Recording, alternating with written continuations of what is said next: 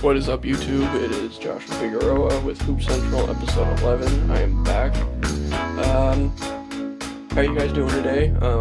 Today I'm gonna dive into some topics that I have written down today. I was gonna do it with my friend Duck, but I got busy today, so I can only record it right now. So it'll just be me, and then maybe we can get him in on next Sunday and talk about his point of view on these topics. So the first topic we're talking about is top five power forwards of all time. My list has to be not in any order. I'm just gonna put them and split ball them out real quick. Is KG because he's dominant on both sides of the ball. He won one or two championships, I think, and one of those was against Kobe, and they killed the Lakers. Um, let's see, Dirk Nowitzki because offensively he's one of the best point guards. My fault. Power forwards, one of the best power forwards in the game offensively, and he won a championship against LeBron and D Wade when they were on the Heat. He came back and won that game after they were like making fun of him and shit for being sick. I thought that was uh pretty funny. um so there's my first two. Hold on, let me think. I'm really drawing a blank here. Shit.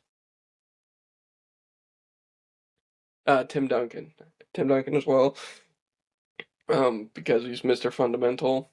He was really dominant in the mid range, and he was on a dynasty with Manu, Tony Parker, and then later on with Kawhi Leonard.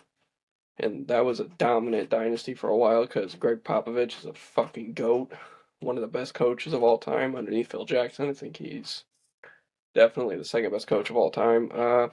We can talk about that in a later video, I think, about who I think the top coaches are in the NBA. So there's I named four, I think, right? Tim Duncan, KG, uh, Dirk. Oh no, I need two more. Sorry. Um, so, geez, this is hard. I'm gonna say this, and I know he usually played small forward, but Kevin Durant plays power forward a lot now, so I'd say he's definitely up there for offensively.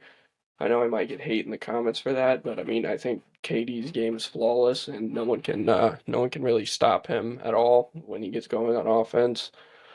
He won two championships. I know that he was on the Warriors, but he was still the leading scorer for the team during the playoffs and most of the regular season that he played there. He should have won three if he didn't get that injury, and then everyone else got injured as well. Now who's number five? And not it's I know it's not in any order. I'm just really drawing a blank here for PFs. Mm-mm-mm. Hold on one second.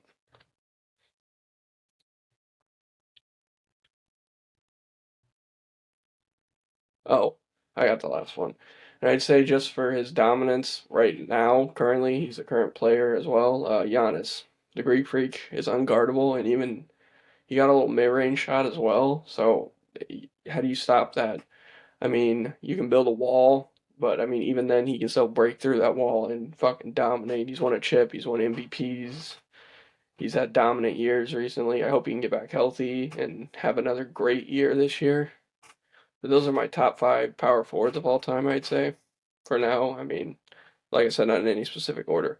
Now, the next question or next topic I want to talk about is what does Luka need to win an MVP? Um, I think he needs to. I don't know. That's really tricky because he's been on winning teams.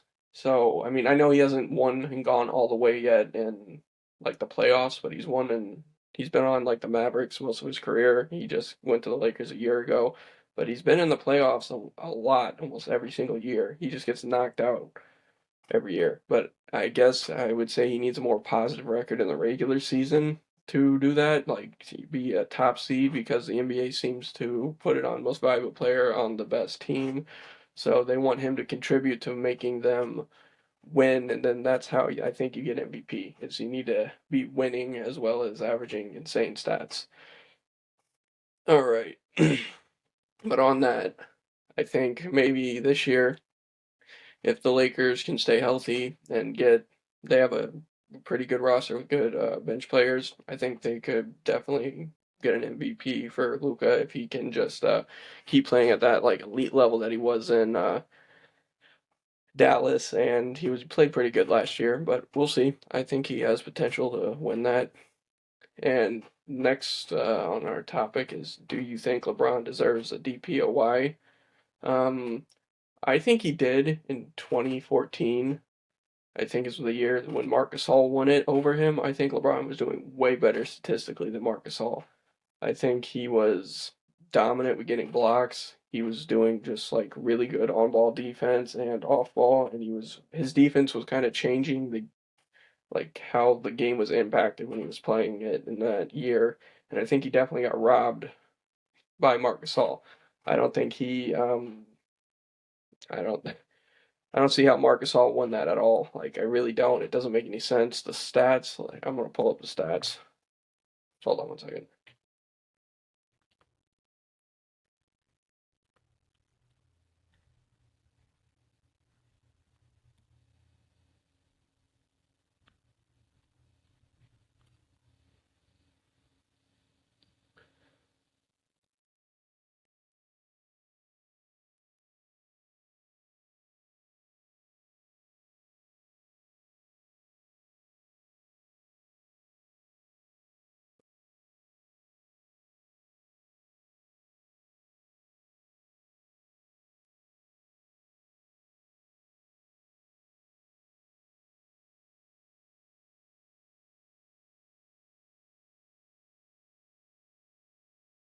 Hold on, I'm trying to see the stats. One second.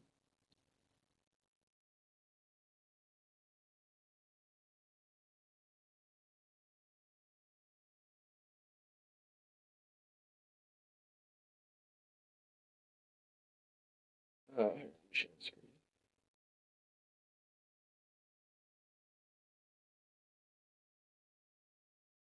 Right, so here's what we're looking at right here. So Marc Gasol, he won this against LeBron. Um, he had more rebounds, which I know that's not really defense, but he had more rebounds. He had less steals than him. LeBron had 129, and Mark had 139 blocks, while LeBron only had 67.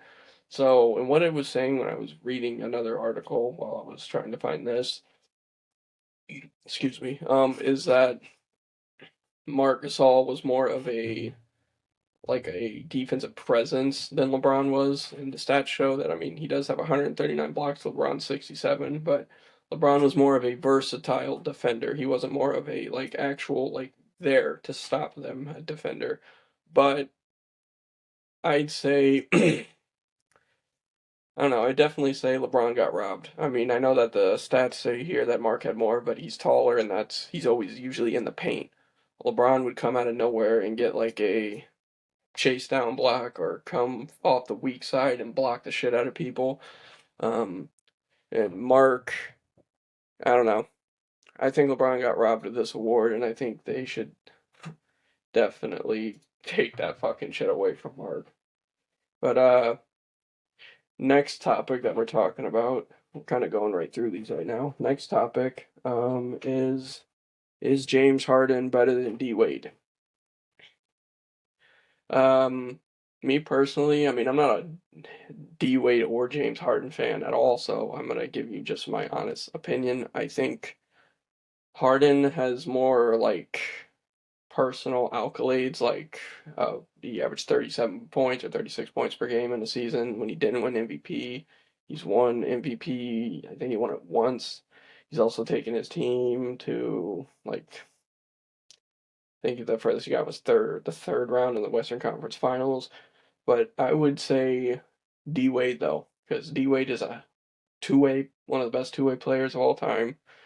He helped his team win, impacted them really well. Even before LeBron, he won one with Shaq, and he has two championships. Harden has never won or ever been to a finals because I know that he had a hard. I mean, you could say he had harder competition with the Warriors, and I'll say, yeah, that's true. But D Wade still had to fucking. I don't. I would have to look at who they played, but D Wade still won 2 rings. One without. Well, one he won with just Shaq and him, and he had a lot of good role players, and I think he might have won. He won two with. Hold on. Let me look this up just to make sure I got this right.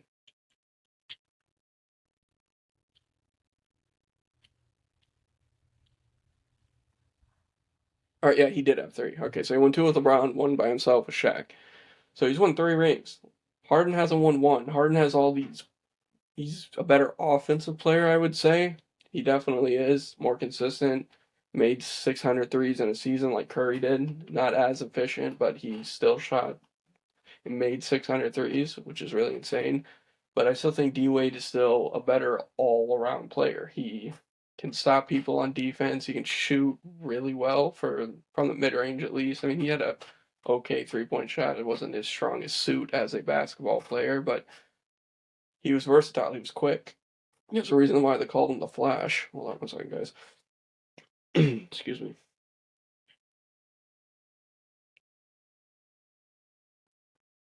So for now, I say D Wade, and I might still say D Wade in a year or 2 or 3 years whenever James Harden retires.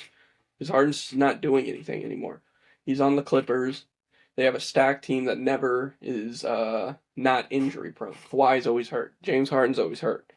And then I don't know if I think they traded Paul George, but I mean, still, they're they're always injured, and I don't think that team will ever win a championship. I mean, I'm just gonna say that out there. I don't think that team. They're getting too old to be relevant in the league right now.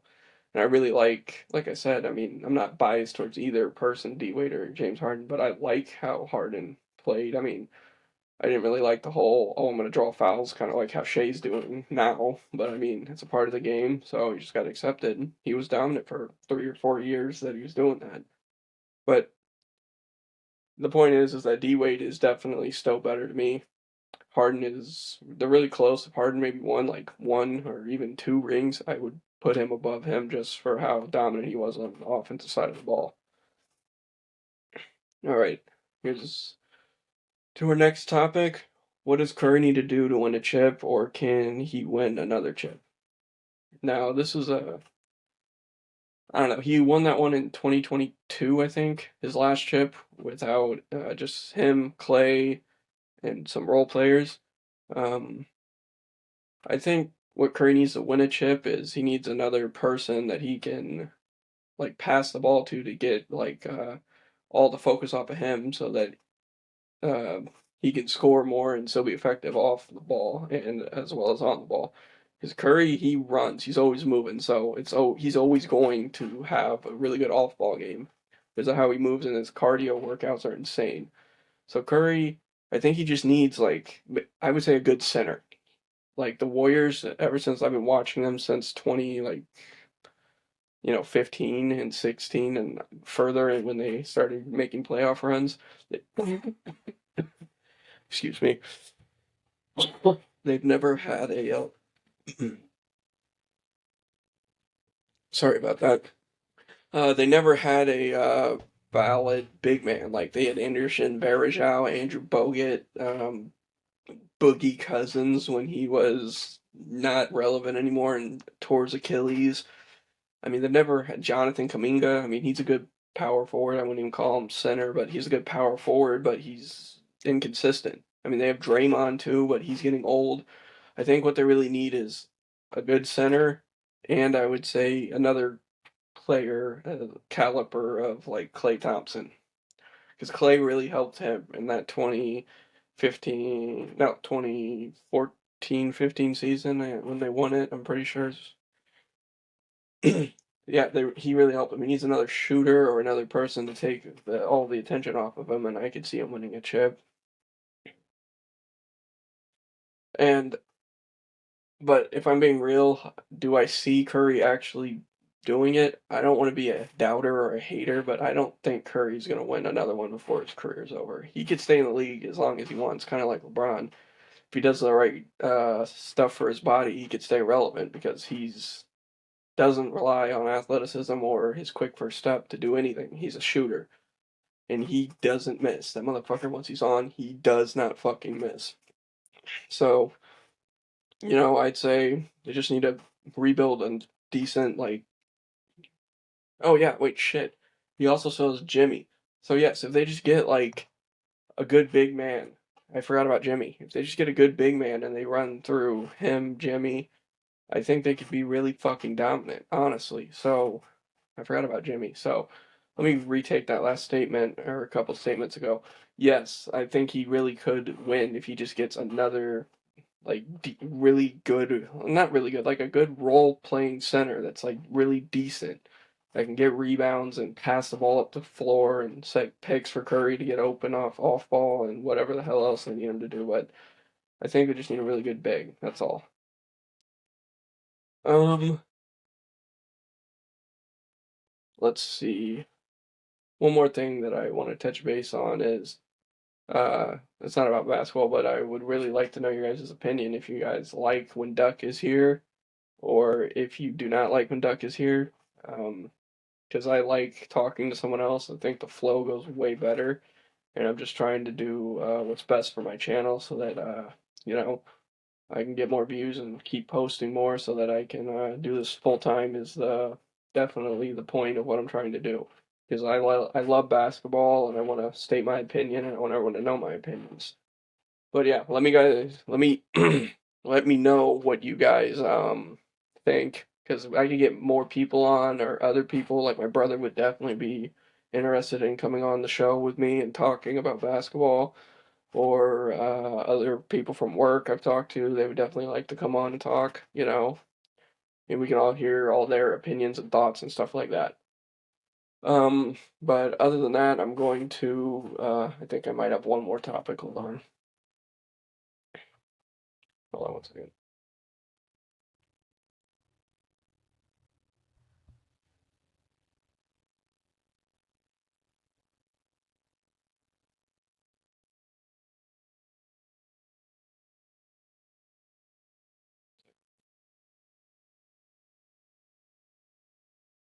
Oh, that's a good one. Actually, I just saw this on the NBA.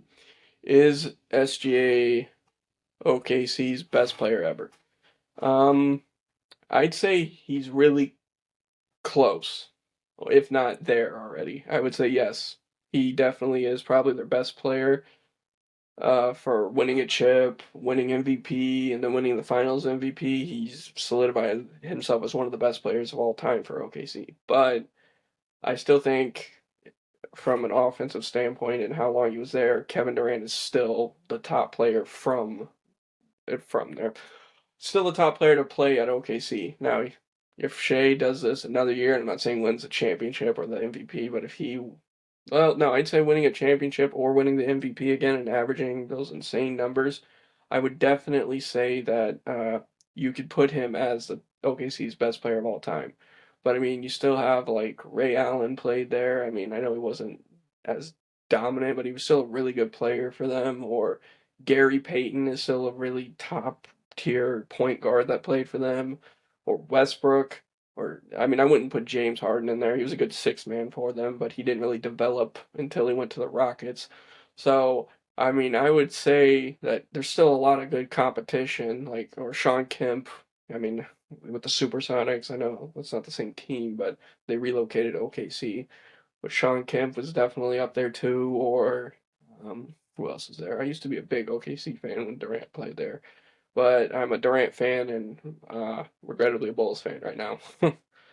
But yeah, I'd say he's definitely top two or top three all time for OKC already, for sure, especially for bringing a chip. Another one is will the Thunder run it back for two-peat? Um, I'd say yes, they definitely could. I mean, some teams have gotten better, but I feel like if they play their brand of basketball, I think they could kill every other team like they did this year. The only team that I think can really, I don't know, maybe stop them I feel like the Rockets have a good squad this year with Kevin and shit. Hold on, is it Amin Thompson? Yeah, Amin Thompson, Fred. Even though I'm not the biggest fan of Fred VanVleet, I don't think they should be paying him that much money because he's not as consistent as he was for Toronto. But Fred's good. Then you also have who else? Fuck, there's a lot of good. Let me look at the roster. Hold on.